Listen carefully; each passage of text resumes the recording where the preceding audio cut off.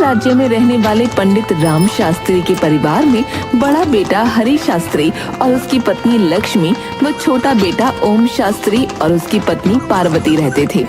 हरि स्वभाव का चतुर और चालाक था, लेकिन ओम सरल स्वभाव का था। लंबी बीमारी के कारण पंडित राम शास्त्री की मृत्यु हो जाती है। पिता के अंतिम संस्कार के बाद घर लौटकर जब हरि की पत्नी लक्ष्मी ने घर में थोड़ा एकांत देखा तो अपने पति से कहा, स्वामी, पिताजी तो गुजर गए, लेकिन अब आप अपने भाई से संपत्ति का बंटवारा कर लीजिए। हाँ, तुम ठीक कह रही हो। पर बंटवारा होगा कैसे? पिताजी तो कोई वसीयत करके ही नहीं गए। तुम देखती जाओ मैं किस चालाकी से बंटवारा करता हूँ। शाम के वक्त हरि शास्त्री अपने भाई से, ओम, हम दोनों भाई विवाहित हैं। पिताजी के बाद हमें अपनी गृहस्थी अलग कर लेनी चाहिए। भैया, आपके कहने का क्या तात्पर्य है? मेरा मतलब बंटवारे से है। बंटवारा? लेकिन क्यों? क्या हम दोनों भाई एक साथ नहीं रह सकते हैं?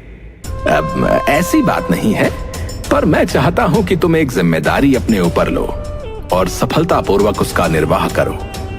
भैया, पिताजी के बाद आप ही मेरे बड़े हैं, इसलिए आप जो कहेंगे मैं आजीवन उसे मानूंगा। तो ठीक है। देखो, पिताजी के द्वारा छोड़ी गई संपत्ति के नाम पर हमारे पास सिर्फ मकान और थोड़ी सी पथरीली जमीन है, जिसे सही करके खेती के योग्य बनाया जा सकता है। मुझे तो काफी ज्ञान है, इसलिए पिताजी का पंडिताई का कार्य मैं संभाल लूंगा और तुम्हारे जीवन निर्वाह के लिए तुम्हें वो जमीन देता हूं। और रही इस घर की बात, तो इस घर के 2 हिस्से कर दिए जाएंगे। ठीक है भैया, जैसा आपको उचित लगे। ये सब तो हो गया। अब हम दोनों पिताजी का संदूक खोलकर देखते हैं कि उसमें कितनी धन संपत्ति रखी है। दोनों भाइयों ने जब पिता का संदूक खोला तो वो अचंभित रह गए। इसमें तो केवल 5 स्वर्ण मुद्राएं हैं। क्या पिताजी ने जीवन भर बस यही कमाया था? ओम, तुम छोटे हो, इसलिए तुम 5 में से 4 स्वर्ण मुद्राएं ले सकते हो। बाकी की 1 मुद्रा मैं ले लूंगा। ठीक है भैया। रात के समय, ये तुमने क्या किया? 5 स्वर्ण मुद्राओं में से 4 मुद्राएं अपने छोटे भाई को दे दी। ये कैसा बंटवारा है? अरे, क्या तुम मुझे मूर्ख समझती हो? जिस दिन पिताजी मरे थे, मैंने उसी दिन सबकी नजर बचाकर संदूक में रखी 80 स्वर्ण मुद्राएं निकाली थी। 80, और उसमें सिर्फ 5 रख दी थी। इसलिए मैंने अपने छोटे भाई के साथ न्याय करते हुए अपना बड़प्पन दिखाया और उसे 4 स्वर्ण मुद्राएं दे दी। वो भी खुश और हम भी खुश। अब मैं समझी कि मुद्राओं का बंटवारा करते समय आप इतना भाई प्रेम क्यों दिखा रहे थे। दोनों हंसने लगते हैं। देखा किस चालाकी से सीधे साधे ओम को मूर्ख बनाया है। दूसरी तरफ ओम की पत्नी पार्वती ओम से कहती है, पथरीली जमीन का हम क्या करेंगे?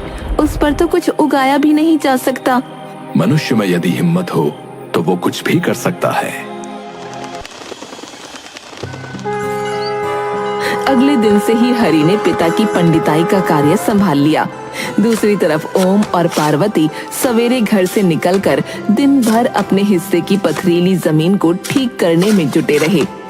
इस तरह कई महीने बीत गए और जमीन का कुछ हिस्सा उन्होंने ठीक करके उसमें थोड़ी साग सब्जी लगा दी। पार्वती, देखो, हमारी मेहनत कुछ तो रंग लाई है। आप सही कह रहे हैं। मुझे तो लगा था कि ये जमीन हमें कभी कुछ नहीं देगी। परंतु जमीन के उस हिस्से को खोदने में मेहनत लगाना व्यर्थ है। उसे खोदा नहीं जा सकता है। दूसरी तरफ हरि दिन भर पंडिताई करता और रात के समय मदिरा पान करता। हे भगवान, इन्हें सद्बुद्धि दे। भला कहीं किसी पंडित को मदिरा पीना शोभा देता है क्या?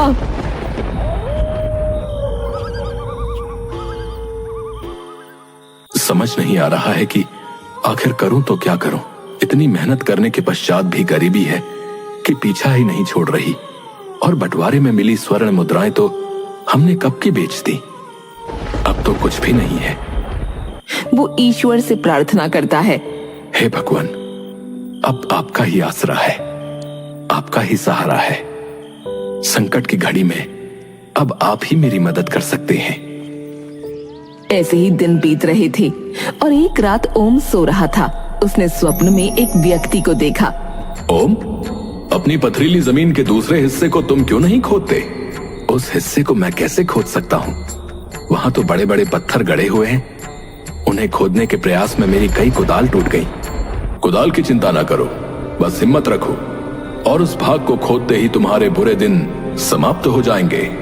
ठीक है श्रीमान, आपके कहने पर मैं ऐसा ही करूंगा। पर आप हैं कौन? तो तुम मेरा परिचय पूछना चाहते हो? हाँ श्रीमान, मैंने आपको पहचाना नहीं। मैं वही हूं जिसको पुकार कर तुम बार बार यही कहते रहते हो कि अब मुझे आपका ही सहारा है।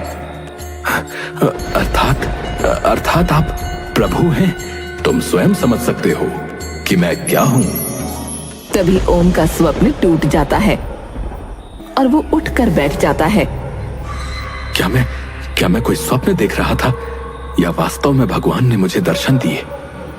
तभी उसकी दृष्टि अपने सिरहाने पर रखी कुदाल पर पड़ी। अरे, ये कुदाल यहाँ किसने रखी? हैरान होते हुए उसने कुदाल अपने हाथों में उठा ली। कुदाल तो बड़ी मजबूत है, ठोस धातु की बनी हुई है। पृथ्वी पर तो ऐसी मजबूत कुदाल आज तक नहीं देखी।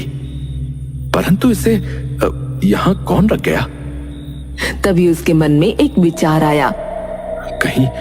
कहीं सच में भगवान ने मुझे दर्शन तो नहीं दिए और उन्होंने ही ये कुदाल स्वयं मेरे सिरहाने रख दी हो? हाँ, अवश्य यही हुआ होगा, अवश्य।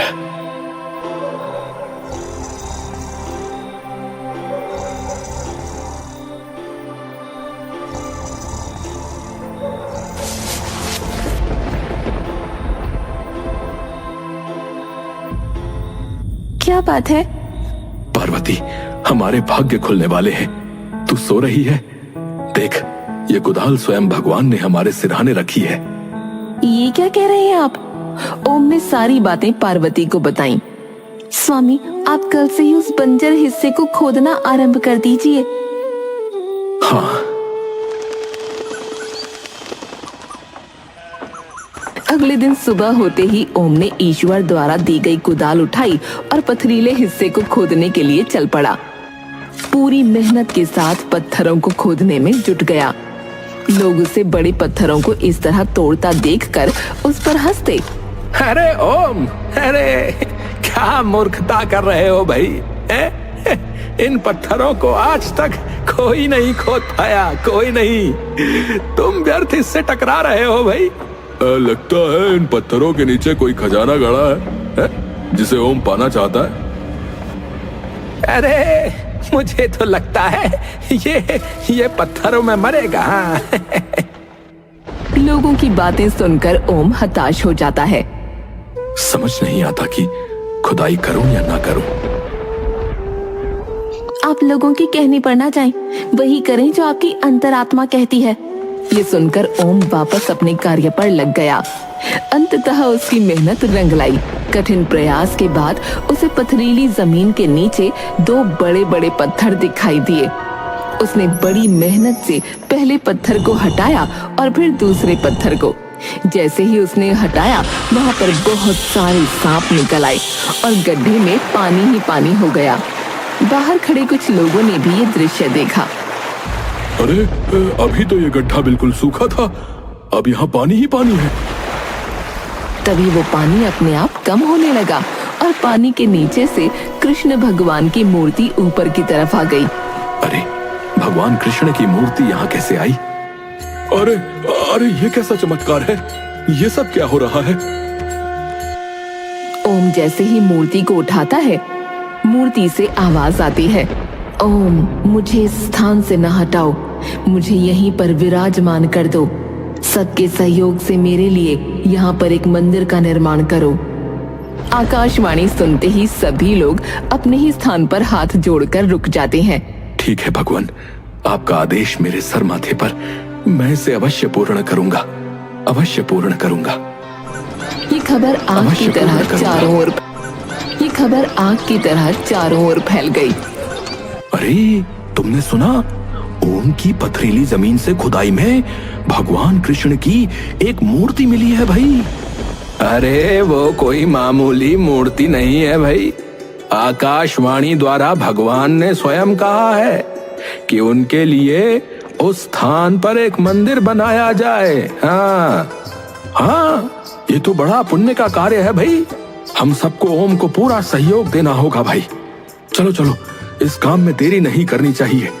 आज ही भगवान के लिए मंदिर बनाने के निर्माण कार्य में जुट जाते हैं। हाँ,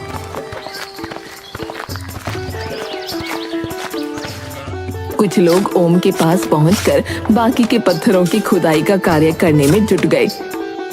दूसरी तरफ रात के समय, कुछ सुना तुमने अपने भाई ओम के बारे में? उसे भगवान कृष्ण की एक मूर्ति मिली है। तो मैं क्या करूं अगर मिली है तो? ओम लोगों के सहयोग से उस स्थान पर मंदिर बनाने जा रहा है। अच्छी बात है, बनने दो उसे। अगर ओम ने वहाँ मंदिर बना लिया तो तुम्हारी पंडिताई के कार्य पर बहुत फर्क पड़ेगा। हो सकता है वो खुद पुजारी बन जाए। जब ऐसा होगा तब देखी जाएगी। अभी मुझे मदिरा पान करने दो और चुप रहो। मुझे क्या, तुम्हें एक दिन इस बारे में अवश्य पछताना पड़ेगा।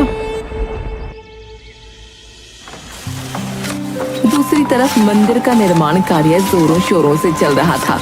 हर कोई अपने सामर्थ्य के अनुसार निर्माण कार्य में सहयोग दे रहा था। इस बीच एक रात जब हरि अपने घर पर मदिरा पान कर रहा था तो एक युवक ने उसे देख लिया। राम राम राम राम, कैसा कलयुग आ गया है। एक पंडित मदिरा पी रहा है। ऐसे भ्रष्ट पंडित के हाथ से कोई शुभ कार्य नहीं करवाना चाहिए। मैं अभी ये बात सबको बता कर आता हूँ। भाई भाई में कितना अंतर है।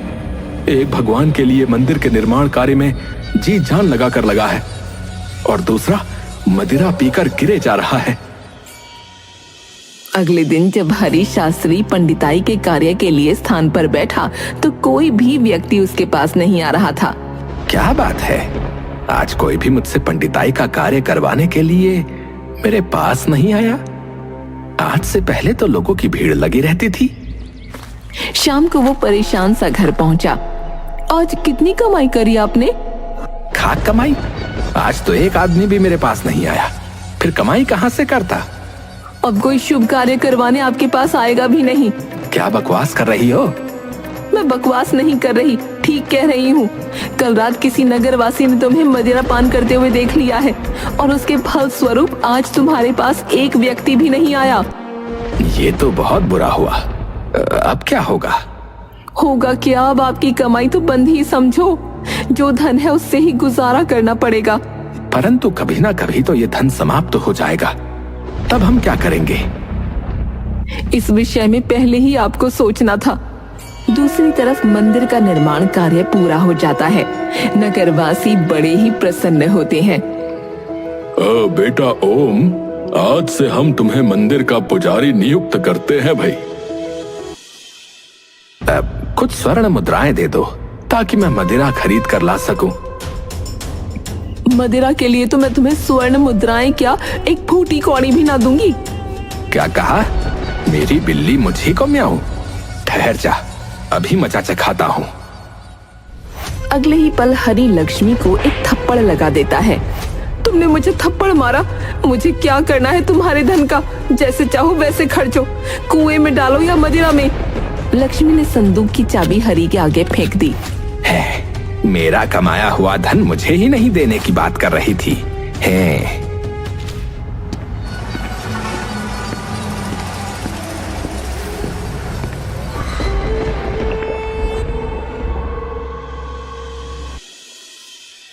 इसे संभाल कर रख दो।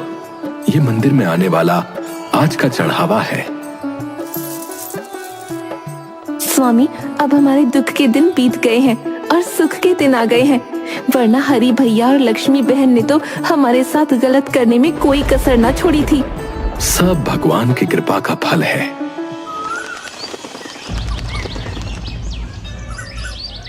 एक दिन मंदिर में एक पति पत्नी आए। हे प्रभु, तूने एक औलाद दी, वो भी जन्म से अंधी।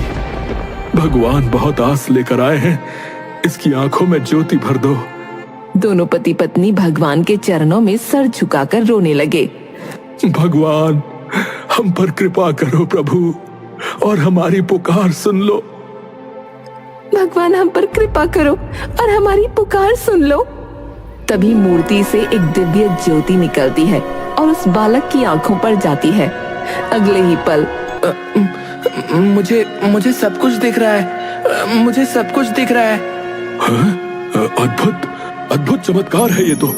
भगवान ने पुकार सुन ली भाई। अब तो मंदिर में जो कोई भी सच्चे हृदय से इच्छा लेकर आता, तुरंत ही उसकी इच्छा पूर्ण हो जाती थी। दूर दूर तक इस बात की चर्चा होने लगी। मैं तो सारा दिन मंदिर में व्यस्त रहता हूँ।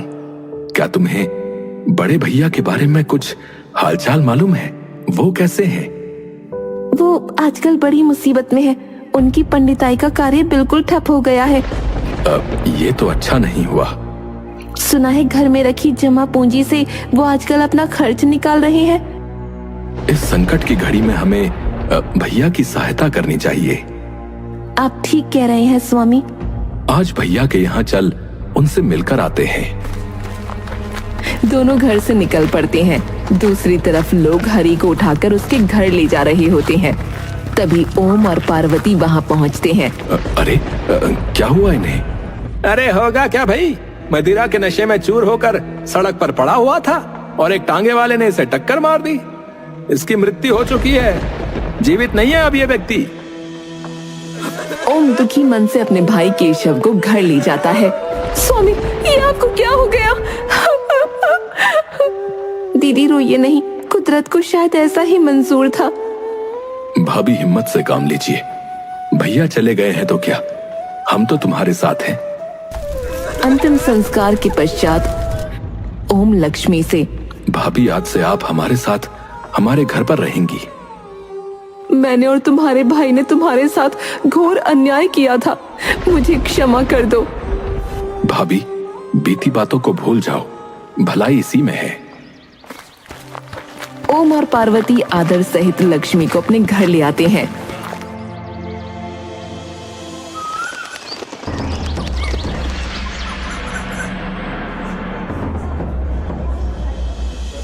हमारे राज्य में भगवान कृष्ण की ऐसी चमत्कारी मूर्ति है, हमें वहां जाकर उस मूर्ति के दर्शन करने चाहिए। अवश्य महाराज, मैं इसका प्रबंध कर देता हूँ। दूसरे दिन राजा बलदेव दर्शन के लिए निकल पड़ते हैं। जैसे ही उनका रथ महल के मुख्य द्वार से बाहर निकलता है, अचानक रथ के पहिए रथ से अलग हो जाते हैं और महाराज को महल वापस लौटना पड़ता है। आज दर्शन ना किए तो ना सही, कल जाकर दर्शन अवश्य करेंगे। अगले दिन महाराज फिर से दर्शन के लिए महल से निकलते हैं, पर बाहर आते ही अरे, लगता है बहुत भयंकर आंधी तूफान आने वाला है। और शीघ्र ही चारों ओर काली घटाएं छा जाती हैं और तेज आंधी तूफान के साथ भारी वर्षा होने लगती है। उसी रात महाराज महारानी से, न जाने क्यों बार बार मंदिर जाने में इस प्रकार की बाधा आ रही है। क्या इस बात में कोई रहस्य है? इस विषय में विचार करते करते उन्हें नींद आ जाती है और नींद में महाराज को दिखता है कि एक दिव्य पुरुष उनके समक्ष खड़ा है और उनसे कह रहा है, बलदेव, तुम जिस मूर्ति के दर्शन की इच्छा कर रहे हो, उसके दर्शन का अधिकार केवल आम जनता को है।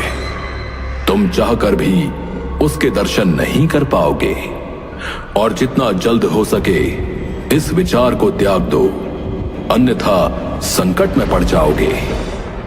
तभी महाराज की नींद खुल जाती है। ये मैंने कैसा स्वप्न देखा? अगले दिन होते ही बलदेव अपने गुरु महर्षि मतंग के पास पहुंच जाता है। अचानक कैसे आना हुआ बलदेव? गुरुदेव, आज मैं आपसे एक स्वप्न के विषय में कुछ जानकारी प्राप्त करने आया हूँ। बलदेव स्वप्न के बारे में सब कुछ गुरुदेव को बताता है। गुरुदेव, मैं ये जानना चाहता हूँ कि मैं उस मूर्ति के दर्शन क्यों नहीं कर सकता। भगवान ने मेरे स्वप्न में आकर मुझे इस बात की चेतावनी क्यों दी है? महर्षि मतंग ध्यान से बलदेव की बात सुनते हैं और ध्यान में लिप्त हो जाते हैं।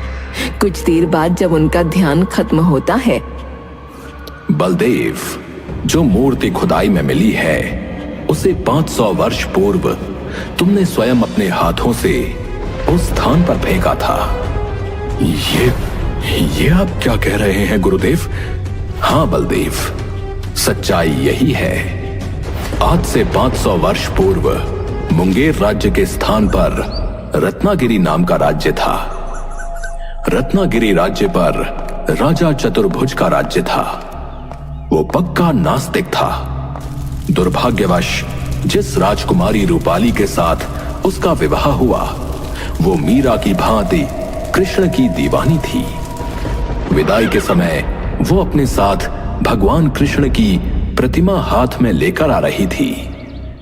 तब उसके पिता राजा शीतल सेन ने कहा, बेटी रूपाली, राजा चतुर्भुज भगवान के नाम से भी चिढ़ता है। तुम ससुराल पहुंचकर कृष्ण भगवान की पूजा कैसे कर पाओगी? पिताजी महाराज, आप चिंता न कीजिए, मैं इसका कोई न कोई उपाय खोज ही निकालूंगी। रत्नागिरी पहुंचने के कुछ दिनों के पश्चात रानी रूपाली ने रत्नागिरी के प्रधानमंत्री श्यामल को अपनी योजना का हिस्सेदार बना लिया। रानी रूपाली प्रधानमंत्री से, राज्य की सीमा के बाहर एक मंदिर बनाया जाए, मैं उस मंदिर में कृष्ण भगवान की मूर्ति की प्राण प्रतिष्ठा करवाऊंगी। जी महारानी जी। ध्यान रहे महाराज को इस बात की भनक भी न लगे। महारानी जी, मैं भला महाराज को यह बात क्यों बताऊंगा? बल्कि मुझे तो इस बात की प्रसन्नता है कि राज्य में किसी ने तो भगवान का नाम लेने की हिम्मत की है। कुछ ही दिनों में प्रधानमंत्री के आदेश पर राज्य की सीमा के बाहर एक मंदिर बनकर तैयार हो गया। रानी रूपाली राजा की नजरों से बचकर उस मंदिर में कृष्ण की प्रतिमा की प्रतिष्ठा करने आई। पुजारी जी, मैं आपको इस मंदिर की पूजा अर्चना के लिए नियुक्त करती हूँ। जी महारानी जी। अब रानी प्रत्येक रात्रि को राजा चतुर्भुज के गहरी नींद में सो जाने के बाद रथ पर बैठकर कृष्ण भगवान की पूजा हेतु सीमा पर स्थित मंदिर की ओर चल देती थी। मंदिर जाकर वो पूर्ण भक्ति भाव से कृष्ण भगवान की पूजा आराधना करती। एक दिन अर्धरात्रि के पश्चात अचानक राजा चतुर्भुज की आंख खुली तो उन्होंने रानी रूपाली को वहां न पाया और बहुत खोजने पर भी रानी उन्हें महल में नहीं मिली। तब अगली रात्रि वो रानी रूपाली का पीछा करते हुए सीमा पर स्थित मंदिर में जा पहुंचा। चतुर्भुज के क्रोध की तो कोई सीमा ही नहीं रही। रानी, तुम आज तक हमें धोखा देती रही हो। हमारे होते हुए तुम इस पत्थर की पूजा करती थी। महाराज, मैंने आपको कोई धोखा नहीं दिया है। हमारे राज्य में तुम्हें पूजा आराधना करने की हिम्मत कैसे हुई? हम तुम्हें तुम्हारी इस दुष्टता का दंड अवश्य देंगे। ये कहकर चतुर्भुज ने तलवार निकाली और उस पंडित को मार दिया। महाराज, ये आपने क्या अनर्थ कर दिया? मैं इस पत्थर की मूर्ति को अब यहाँ नहीं रहने दूंगा। महाराज रुक जाइए और अनर्थ न करें। चतुर्भुज ने मूर्ति को उसके स्थान से उठाया और धरती पर फेंक दिया, परंतु जरा सी पत्थर की मूर्ति पृथ्वी पर गिरने से एक विशाल गड्ढा हो गया। महाराज, आपने मेरे भगवान का इतना अपमान किया है, अब मैं जीवित नहीं रह सकती। ये कहते हुए वो उस गड्ढे में कूद गई। महारानी रूपाली, ये क्या किया आपने? ये क्या किया? तभी रत्नागिरी राज्य में मानो प्रलय सी आ गई हो। सारी सृष्टि उलट पुलट हो रही थी। पूरा राज्य पल भर में तहस नहस हो गया और चतुर्भुज मंदिर में ही दबकर मर गया। बलबीर, ओम को जिस स्थान पर कृष्ण की मूर्ति मिली 500 वर्ष पूर्व उसी स्थान पर वो मंदिर था जिसे रानी रूपाली ने बनवाया था। रानी रूपाली की आत्मा ने 500 वर्षों तक भटकने के बाद अब ओम के रूप में जन्म लिया है और राजा चतुर्भुज ने तुम्हारे रूप में। आप ये क्या कह रहे हैं गुरुदेव?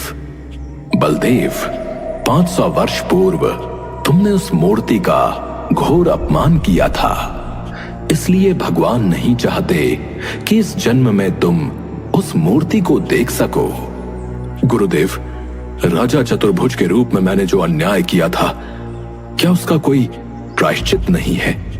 उपाय है, तुम किसी शिल्प से भगवान कृष्ण की वैसी ही मूर्ति बनवाकर अपने महल में स्थापित करवाओ। मैं ऐसा ही करूंगा गुरुदेव।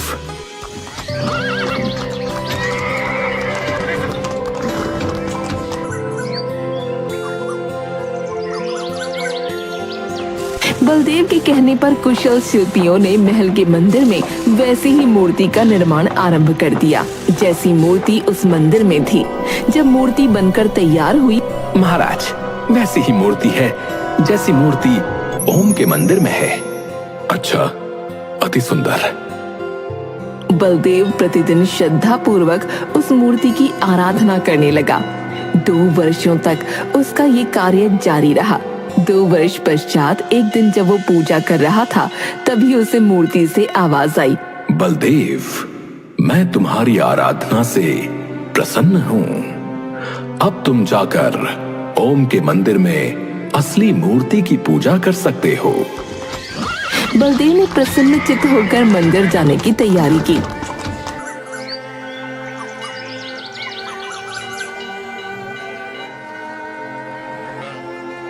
उसकी आंखों से अविरल अश्रु धारा बह रही थी।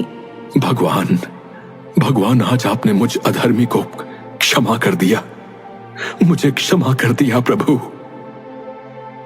तत्पश्चात महाराज ओम से, ओम, भगवान ने मुझे तो क्षमा कर दिया, अब तुम भी मुझे क्षमा कर दो।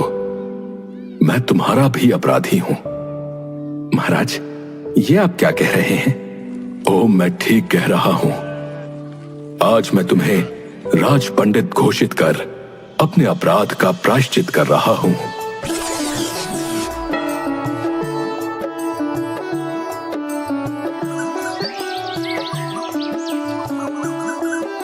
दरबार में राजा बलदेव ने ओम को राज्य का राज पंडित घोषित कर दिया। अब पूरे राज्य में ओम का और ज्यादा आदर सम्मान होने लगा।